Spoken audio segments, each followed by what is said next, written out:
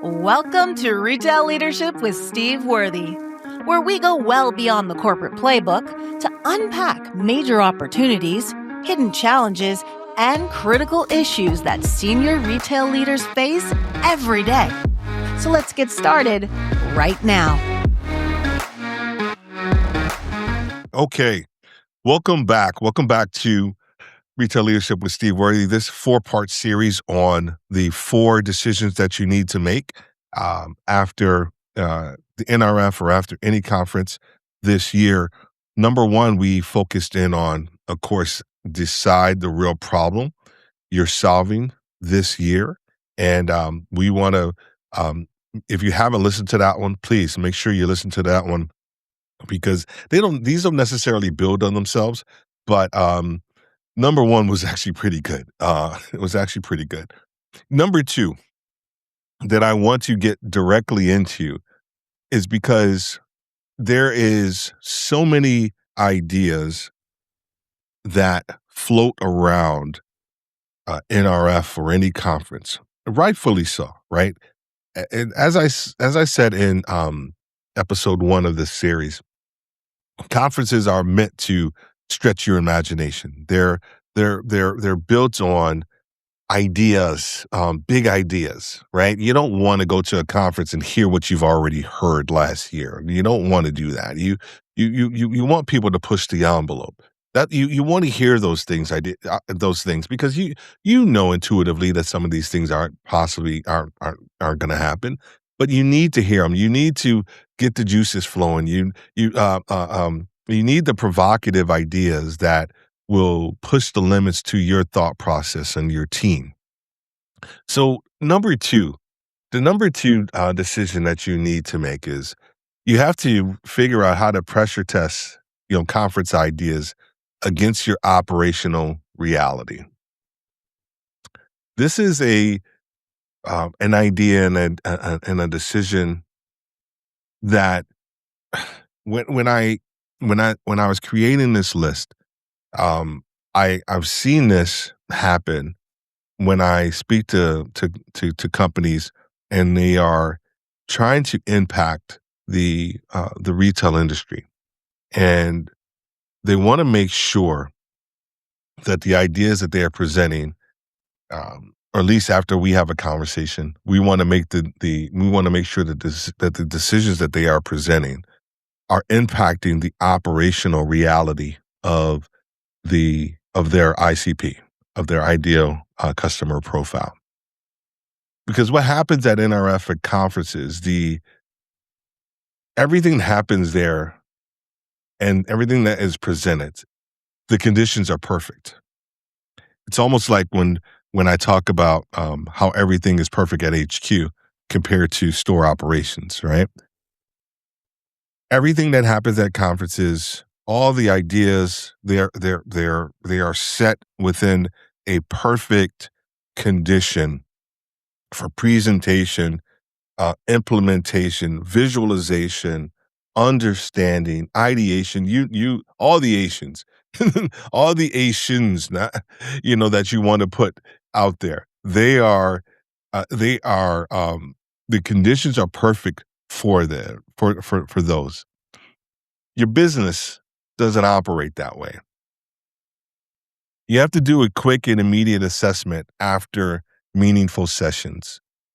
So when you hear someone from NVIDIA on stage and they're talking, and if you're there with your team, and it was a very profound conversation, and you have 5 or 10 minutes before a new session starts that you want to go to, I implore you to take 10 minutes of that and do a quick, data dump, idea dump.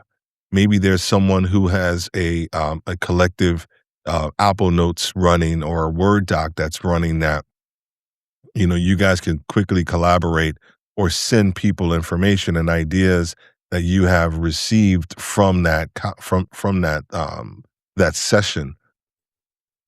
And the idea behind that is to take the information in, and then afterwards, you run that through the filter of the reality of your operational execution.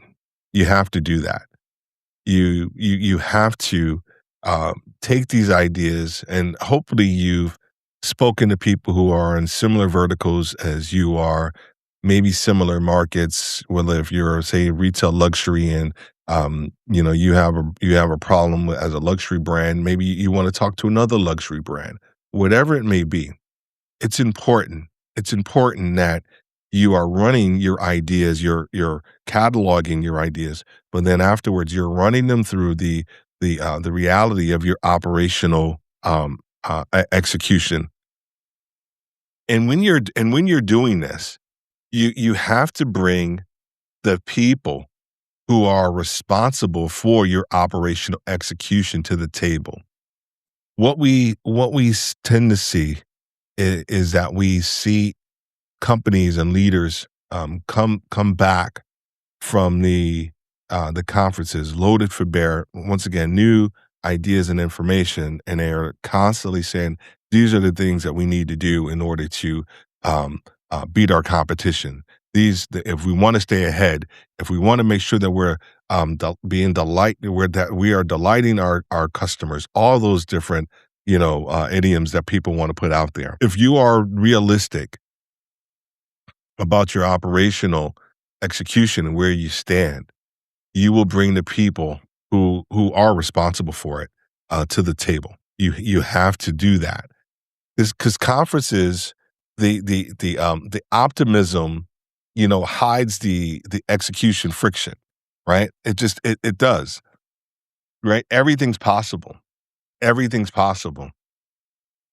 In retail leaders, retail founders, they ask, what breaks first?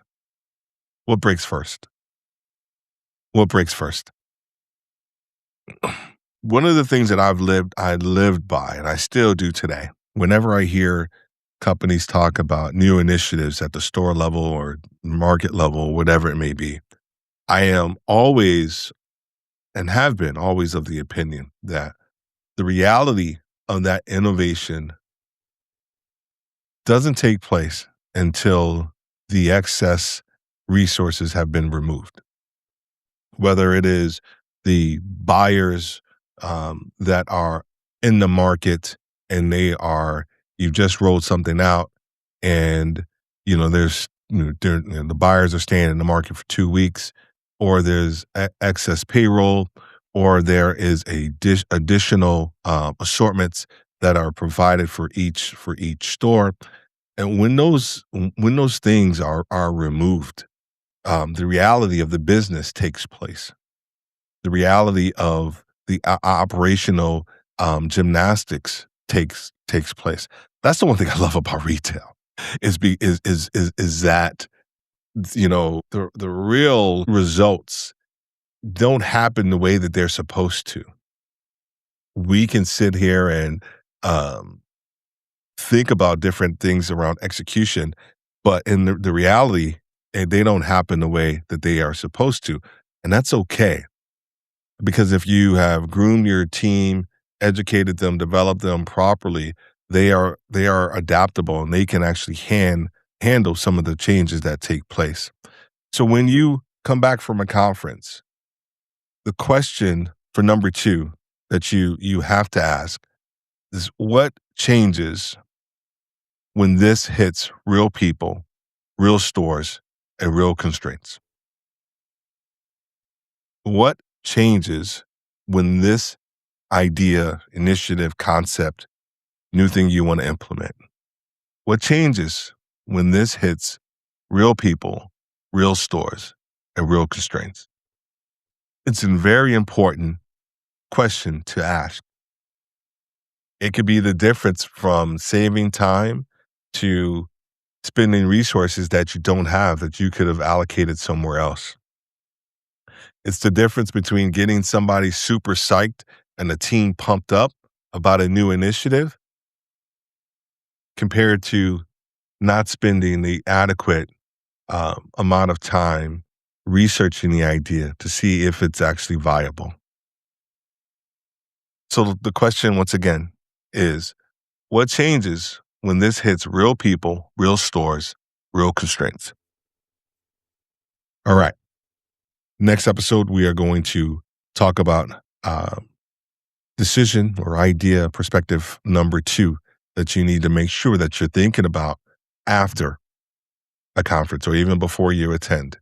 All right. Thank you for being here with Retail Leadership with Steve Worthy. Have a great day and God bless.